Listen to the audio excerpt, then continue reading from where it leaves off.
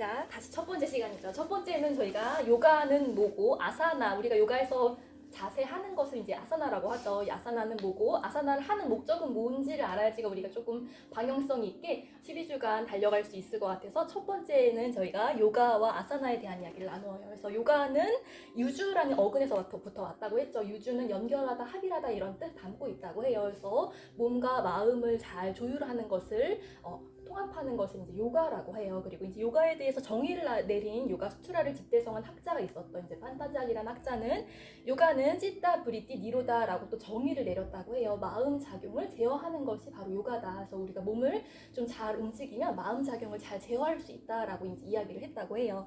그럼 이제 아사나란 무엇일까? 우리가 요가 동작, 매트 위에서 하는 동작을 아사나라고 하는데 이 아사나에 대한 정의까지 이제 파타자리가 내렸다고 해요. 아사나란 스티라, 스캄, 아사나.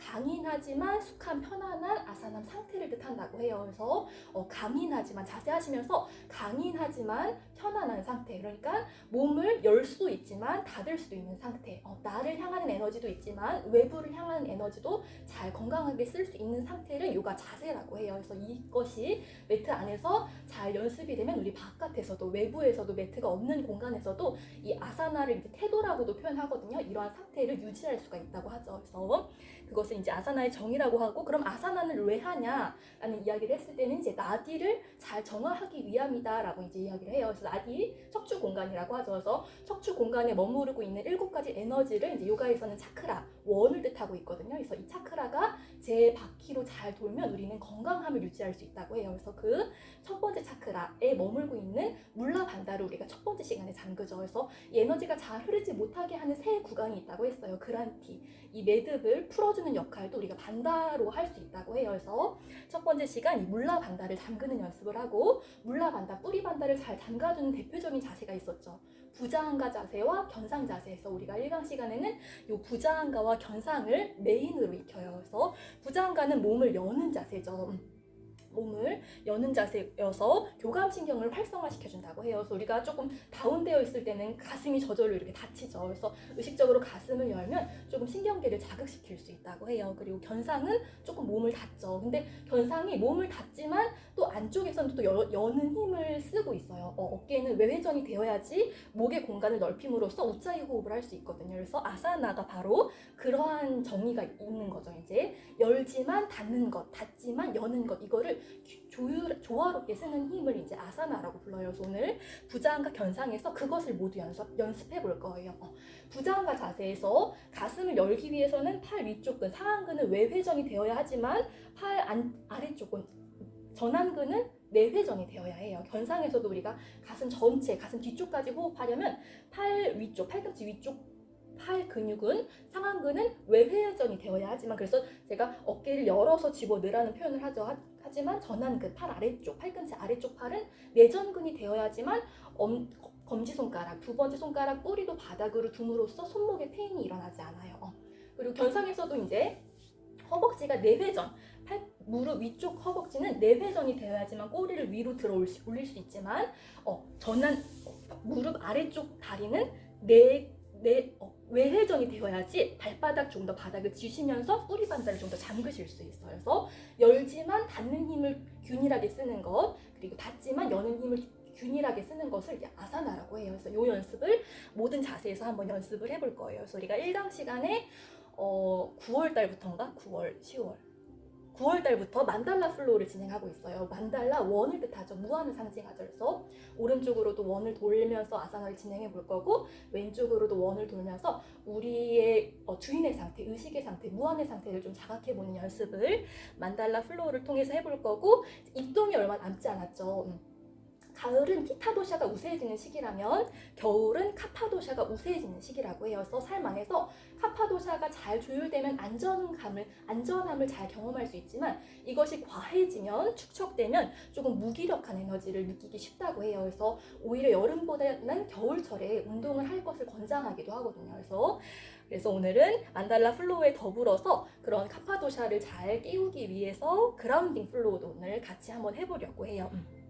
그래서 겨울철에 권장하는 것이 겨울에는 또 아그니가 일어나서 이 아그니를 잠재워주는 식품이 바로 꿀이라고 해요. 그래서 초겨울에는 꿀 한 스푼 먹는 것이 좋고 이제 일광욕 추워지죠. 그래서 낮에 해를 보는 것이 좋고 추워지는 시기 사우나를 하는 것도 굉장히 좋은 이제 라이프 스타일이라고 해요. 그리고 여름보다는 우리는 반대로 가죠. 여름에는 아유르베다에서는 오히려 과한 운동을 하지 말아라 하거든요. 소진될 수 있기 때문에. 근데 겨울에는 오히려 조금 자신의 범위보다 약간 더 운동을 해도 괜찮다라는 이야기를 하고 있어요. 그리고 우리가 6강 시간에 찻가르마에 대한 얘기를 했었죠.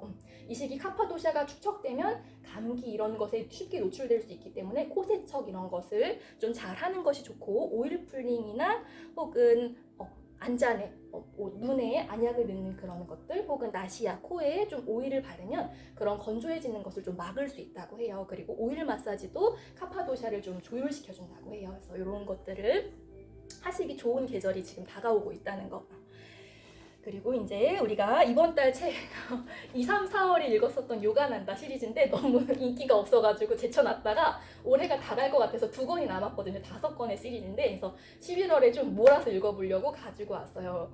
미룬 이유도 제목이 영적으로 관계 맺기예요. 그래서 그냥 관계를 맺으면 되는데 이 책에서는 세속적으로 인간적으로 관계를 맺는 것보다 영적으로 맺어야지 나의 어떤 건강을 잘 지킬 수 있다라는 이야기를 하고 있어요. 그래서 그 첫 번째 장에서는 바로 우정에 대한 이야기를 해요. 그 우정에 대한 얘기를 하면서 이 번역하신 분이 또 종교가 목사님이시거든요. 그래서 성경 구절을 많이 인용해서 쓰시기도 하세요. 그래서 우정에서 굉장히 이제 주장하는 말이 원수를 사랑하라예요. 원수를 사랑하라. 원수를 사랑할 수 있으세요? 원수를 사랑해야지만 자신의 그런 진동수를 낮추지 않을 수 있다고 해요. 그래서 진동수를 높여야지만 진동수 높은 에너지를 끌어당길 수 있다라는 이야기로 이제 1장이 열려지고 있어요. 그래서 그리고 물질의 상태를 이제 3가지로 나눈다고 했었죠. 탁한 상태, 무기력한 상태를 타마스라고 부르고 이제 움직이는 상태, 우리가 요가 아사나를 통해서 움직이는 상태를 라자스라고 부르고 사뜨바, 굉장히 가만히 있지만 고요하고 편안한 상태를 이제 사뜨바적인 상태라고 하죠. 그래서 우리가 삶 안에서 이 사뜨바적인 상태를 많이 경험할수록 그러한 상태의 것들을 끌어당길 수 있기 때문에 나를 조금 미워하고 나를 공격하는 사람들에게 나의 주도권을 내어주면 나도 모르게 이 타마스의 상태에 좀 머무르게 된다는 거죠. 그러니까 원수를 사랑해라. 그래야지만 그 상태, 나의 에너지 장애 상태를 사뜨바적으로 유지할 수 있다라는 것에 대한 이야기를 하고 있어요. 이렇게 또 얘기를 들으니까 납득이 가더라고요. 나의 행복을 지키기 위해서는 원수를 사랑할 수 있겠다라는 마음까지도 들더라고요. 그래서 오늘 그러한 원수를 사랑할 수 있는 에너지를 깨우는 것을 또 라자스라고 하잖아요. 그래서 오늘 에너지를 좀 잘 깨워볼 것이고 이것이 이제 체질로 적용되면 타마스의 상태가 조금 우세한 체질, 이제 카파 체질이죠. 그래서 좀 안정감도 있지만 그만큼 무기력한 체질이기 때문에 카파인 친구를 대하는 이제 큐를 아유르베다에서는 카파는 어느 정도 자극을 주는 것이 좋다. 그래서 카파는 약간 적처럼 대해도 괜찮다라는 이야기를 해요. 그래서 아유르베다에서는 명상이 필요 없는 체질로도 분류를 하거든요. 카파 체질은. 그리고 이제 라자스가 체질로 도샤로 이제 구분이 되면 피타 체질. 그래서 라자스 에너지가 우세한 체질, 피타 체질, 굉장히 논리적으로 사고를 잘 하는 체질이 이제 피타 체질. 굉장히 열적인 불적인 에너지를 잘 쓰기 때문에 열정적이지만 좀 과열되기 쉬운 체질로도 분류되죠. 그래서 가장 명상이 필요한 체질로도 분류되는 것이 이제 피타 체질이에요. 그래서 피타는 친절하게 대해라, 마치 친구처럼 대해줘라 라는 이야기를 많이 하고 있어요. 그리고 이제 사뜨바가 이제 사뜨바가 이제 도샤로 분류가 되면 바타 도샤에서 사뜨바는 좀 가벼운 성질이죠. 그래서 바타 체질 분들이 좀 가볍고 섬세하고 예민하다고 해요. 장점이 있다면 그런 기질을 이제 창의적으로 쓰면 훌륭한 예술가가 또 될 수가 있다고 해요.